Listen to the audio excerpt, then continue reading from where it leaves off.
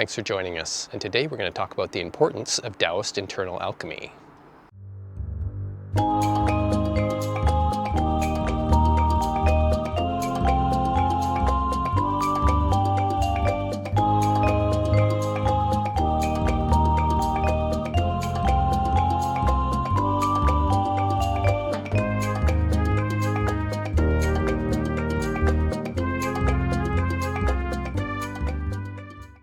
So Daoist internal alchemy is different than many Eastern and Western paths of spirituality.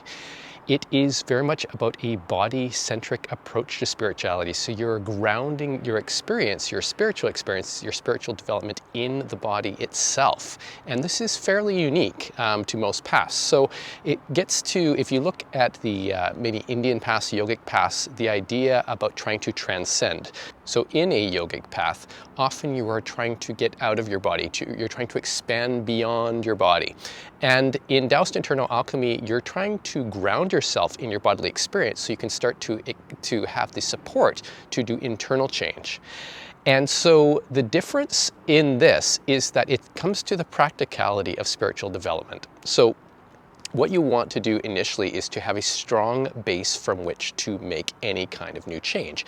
If you were, for instance, doing some kind of training, right, so physical training, and say you wanted to do some kind of sport, you could develop just the motor skills for the sport, but do no strength training at all.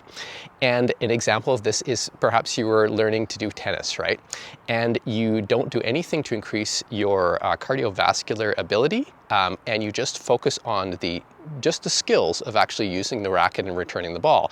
And you haven't developed a training program that basically builds a base from which you can use your athletic abilities and develop your skills and apply your skills to get results in the sport that you're doing. It's very similar in spirituality. A lot of people, they may approach spirituality just in terms of a philosophy, that they can debate about, right? How many angels dancing on the head of a pin and so on, right? And there may be other people who talk about, well, we're here for this reason and we need to do this and that kind of thing. So it's very philosophical.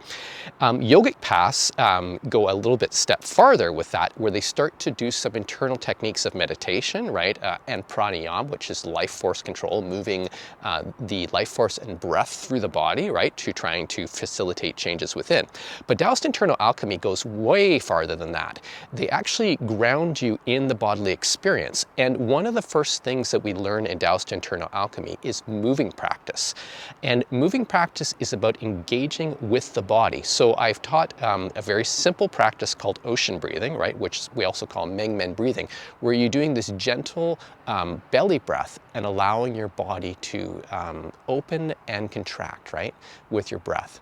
Opening yourself up, having this gradual motion, this smooth motion which engages your parasympathetic nervous system and engages your lymphatic system. It starts to circulate the blood. It starts to circulate what they call the qi, or the life force, in Daoist internal alchemy and Chinese medicine. So you're using the experience of the body in the moving practice to ground you in your body and to open yourself up and start to have the awareness of the internal changes that start to unfold. So in Daoist internal alchemy, starts with that bodily-based approach, right? So we do what is called qigong. Qigong means qi, which is life force or subtle breath, and gong means skill. So you're developing the skill with the subtle life force, right? With a subtle breath inside. And one of the other things that we do in Daoist internal alchemy, which is very foundational, is the inner smile, right? So the inner smile is about connecting with what we're feeling inside, accepting it fully and giving it consent to change, right? And so what that means is, and a lot of people aren't at least aware of the experience of when we have something inside of us, like it could be challenges from the past, sort of emotions that are trapped, right? And we're able to, normally we just avoid those things and we want to push them down and get away from them, right? And then therapy is a way that people will sometimes touch on them and try and feel them a little bit, right? With the hope that things will start to change, they can have a realization and then start to take steps to move their life in a direction that they actually want. But in Daoist internal alchemy, we use this inner smile practice to tune into what we are actually experiencing, what we're feeling. So we might feel this sort of tension in our solar plexus that's connected with an emotion. and we actually tune into it, and we start to perceive the subtle energetic aspect of it. It has an energetic shape, and when we start to engage our awareness with it and we start to do other practice, it starts to unfold, starts to open up, and it starts to move. So with the inner smile, some people have said to me, it's just about acceptance, isn't it? It's just about acceptance, like in Buddhism, you just passively accept things. Inner smile is not like that at all. It is an active acceptance. So you're accepting things as they are inside, but then you're giving consent and putting the willpower for things to change, to transform, right? Because you want internal transformation. You don't want to just say, hey, yeah, I'm okay with the way things are. I won't make any effort. I'll just coast and then do whatever the world tells me to do. No, you're not doing that at all. What you're doing is really tuning into where things are currently, right? Because you want stuff to change. And then you have these different strategies that you're able to open up the inner space so that things start to change. There are deeper practices where you start to use the energy, the chi, the life force, to transform internally what is happening. So from a Daoist internal alchemy perspective, that life force, the chi, the subtle breath, has been encoded in a shape and is stuck. We want to unfurl it, if you will. We want to open it up so it starts to move and it starts to transform in the original way that was intended to be used, right? So it's like starting something in motion and then it just got frozen in place. We want to allow it to continue to move and to morph into something that is different, right? Something that is new and a new expression of the life force. So Daoist internal alchemy is very pragmatic because it recognizes that the basic currency within for any spiritual development, for physical development and everything is chi, the subtle life force. So the focus on Daoist internal alchemy is to tune into the chi and to use practices to open things up and to encourage the flow.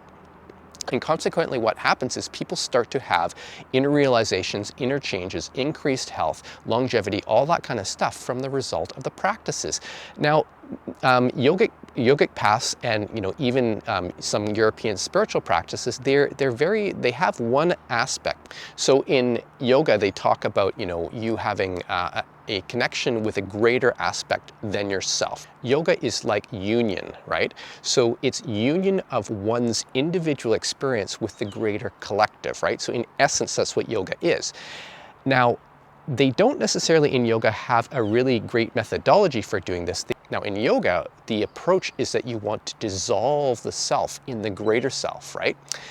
And the idea is the ego, the sense of one's individual awareness, is false. And this is common in Buddhism and in yogic philosophy and other Indian philosophies. It's that the idea that you want to get rid of the ego, of the individual awareness, and then merge it in the greater whole.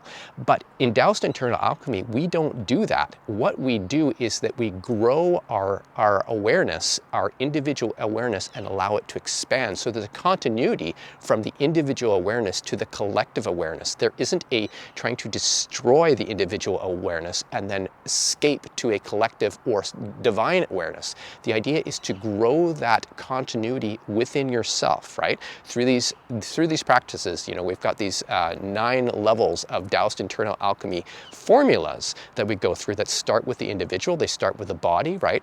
They connect into the emotional, right? And they get into deeper levels as well, into the sort of the gendered aspects of our being, right? And into deeper awareness and into deeper parts of ourself and the collective.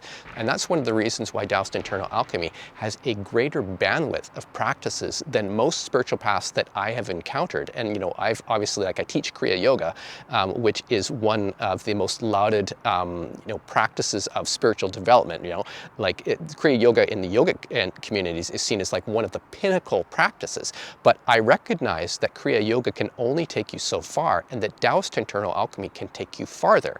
Now, you can get into, with Kriya Yoga, you can get into the tranquil breath, this sort of breathless type of state. You can have these transcendental experiences, but it doesn't necessarily transform you entirely from the inside out. Whereas Daoist internal alchemy, when paired with Kriya Yoga, does that. And that's what we teach at Modern Kriya, our website, modernkriya.com, where we provide all the practices for Kriya Yoga and Daoist internal alchemy so that you can use these skills, you can develop skills and learn to apply them for your own internal transformation that is unique to you. It is not a cookie cutter kind of approach where we're just manufacturing clones of the founder of a particular spiritual path. We're giving you skills so that you can develop in your own way. And we also provide individual mentoring and instruction and guidance for students, right? So we do this all through our website, modernkriya.com, and then correspondence with the students. So I encourage you to check that out if you're interested in that. If you found that the spiritual path that you're doing, your practices are just, you're just not getting to the place where you want, or you feel stuck or whatever, or you're not sure what you should be doing, well, we have a whole bunch of practices. So if you have any questions about this video, feel free to send me an email at info@modernkriya.com. Also check our website at modernkriya.com and our YouTube channel. So thanks for joining us, and we will see you next time.